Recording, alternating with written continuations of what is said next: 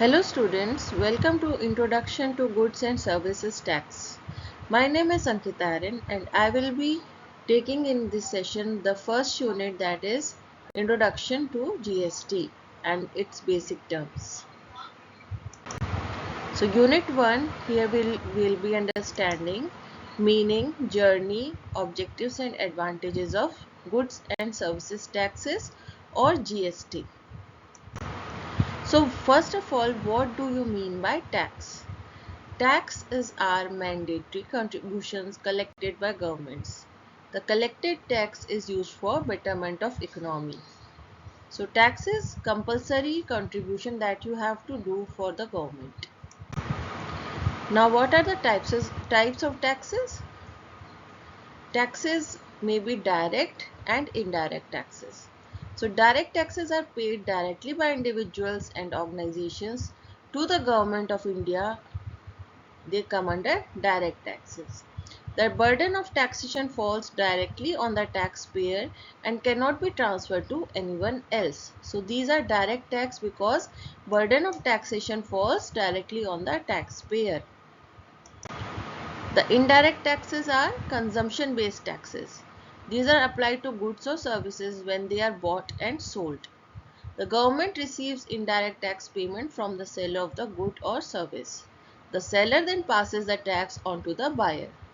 As the end user of the good or service does not pay the tax directly to the government, it is called indirect taxes.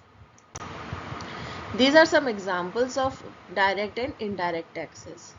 For example, income tax, corporation, capital, gain tax, profession tax, all these come under direct tax as they are paid directly by the individual to the government.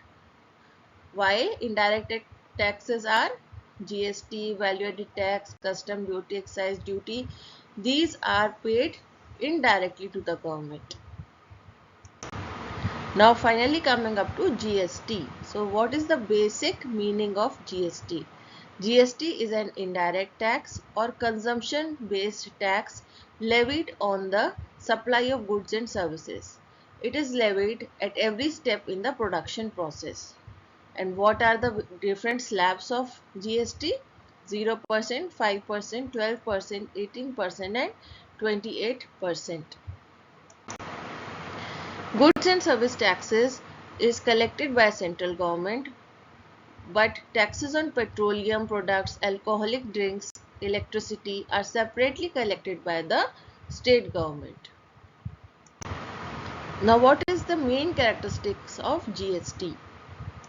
First of all, it is multi-stage, that is the stages involved in production of final goods. At every stage GST is applied.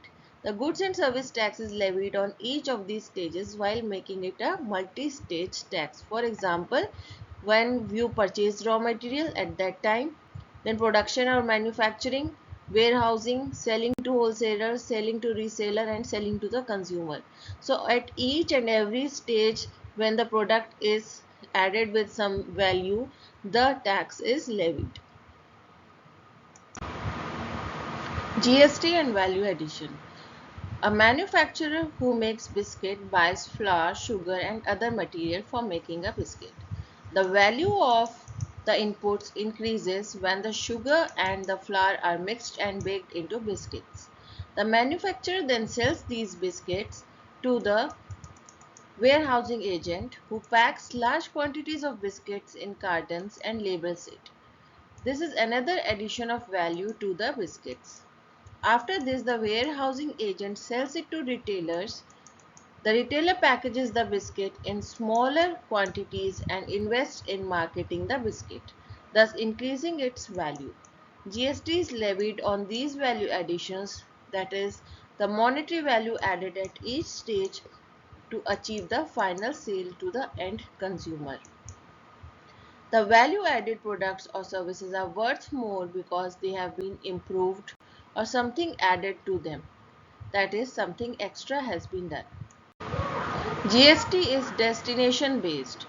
The goods or services will be taxed at the place where they are consumed and not at the origin.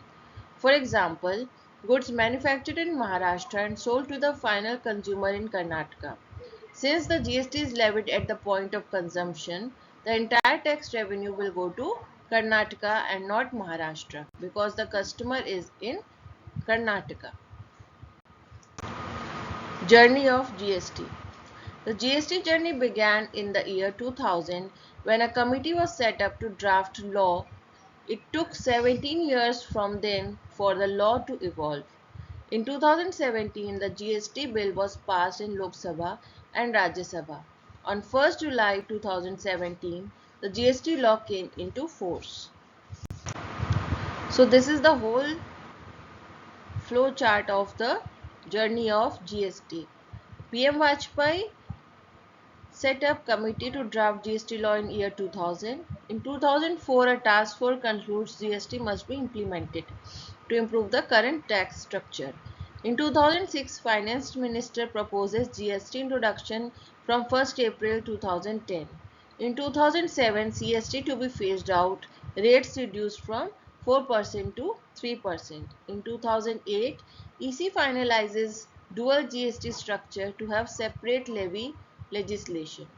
In 2010, project to computerize commercial tax is launched, but GST implementation postponed. In 2011, Constitution amended bill to enable GST law introduction. Then in 2012, Standing Committee begins discussion on GST but stalled it over clause 279B. In 2013, Standing Committee tables its report on GST. 2014, GST bill reintroduced in Parliament by Finance Minister. 2015, GST bill passed in Lok Sabha but not passed in Rajya Sabha. In 2016, GSTN goes live. In 2016 again, amended model GST law passed in both houses. President gives the assent for it. In 2017, four supplementary GST bills passed in Lok Sabha and approved by the cabinet. Then Rajya Sabha passes four supplementary GST bills. Finally, GST implemented on 1st July 2017. Now the objectives of GST. First one is to achieve one nation, one tax ideology.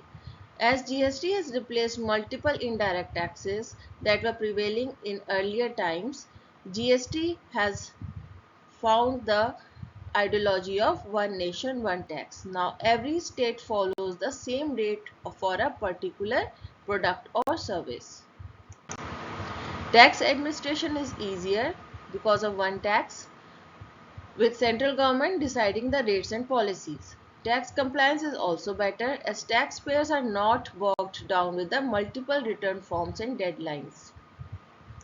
Then second objective is to subsume a majority of indirect taxes in India. India earlier had various state and central indirect taxes like service tax, value added tax, central excise, etc., which used to be levied at multiple supply chain stages. So these have been reduced. Unified tax system of GST brought all indirect taxes into one. It has greatly reduced the compliance burden on taxpayer and eased tax administration for the government. The other objective is to eliminate the cascading effect of taxes. Due to different indirect tax laws, taxpayers could not set off the tax credits of one tax against the other. For example, the excise duties paid during manufacture could not be set off against the VAT payable during the sale. This led to cascading effects of taxes. Under GST, the tax levy is only on the net value added at each stage of the supply chain. This has helped eliminate the cascading effects of taxes. To curb tax evasion is other objective of GST. GST laws are very stringent. The introduction of e-invoicing has further reinforced this objective.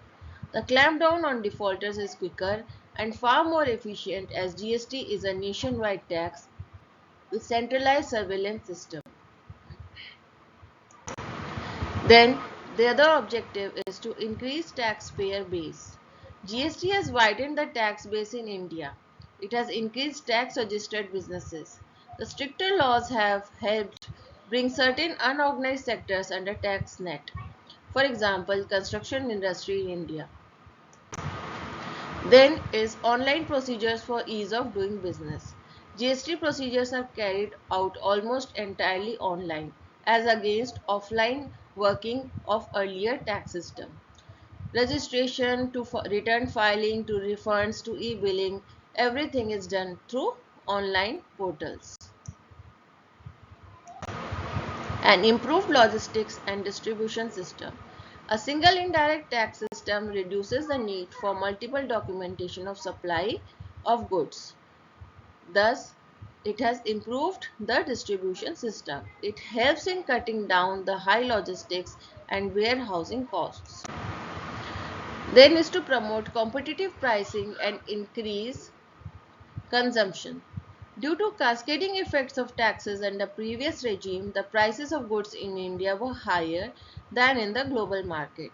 GST has brought in one tax and thus competitive pricing and increased the consumption as prices have gone down. Advantages of GST includes removing the cascading effect of tax, higher threshold for GST registration, composition scheme for small businesses, simpler online facilities for GST compliance, relatively lesser compliances under GST, defined treatment for e-commerce activities, increased efficiency in logistics, regulating the unorganized sectors. In simple terms, GST has simplified taxes, increased compliance, boosted revenue, improved logistics, and helped country to have one tax system. So this was all about the GST meaning, its objectives and advantages. In next session, we will be understanding components of GST. Thank you.